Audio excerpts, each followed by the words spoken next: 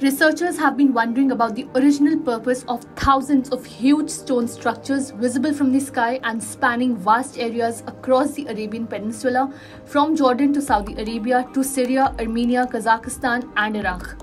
The mystery has finally been solved, and the reality of these mysterious and strange Arabian Desert patterns has been put out in the open by the scientists.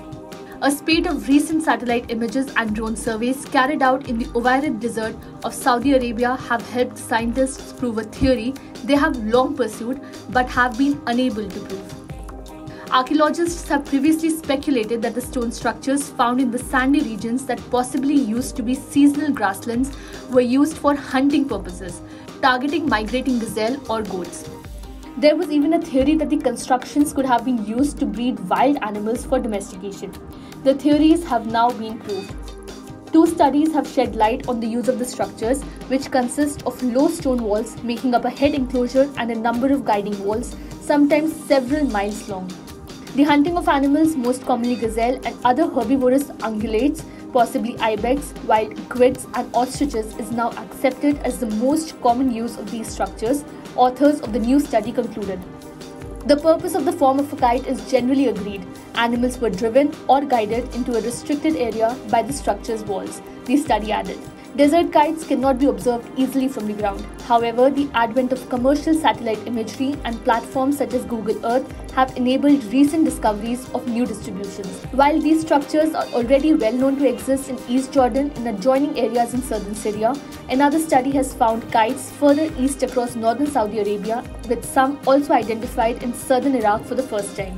Dr. Michael Fradley from the University of Oxford, and who conducted a separate study, said, "The structures we found displayed evidence of complex, careful design." In terms of size, the heads of the kites can be over 100 meters wide, but the guiding walls, which we currently think gazelle and other game would follow to the kite heads, can be incredibly long. Evidence suggests considerable resources would have had to be coordinated to build, maintain and rebuild the desert kites over generations, combined with hunting and returning butchered remains to settlements or camps for further preservation. Hailing back to a bygone era when the deserts were populated by ancient civilizations, the V-shaped stone patterns have been dubbed by archaeologists as desert kites. After dozens of previously unknown such structures were found in Uwairid, the common conclusion was that they used to serve as mass hunting traps used by ancient nomadic peoples. There were certain variations in the design of these stone structures, with some narrowing down towards a pit and others to a cliff or an enclosure.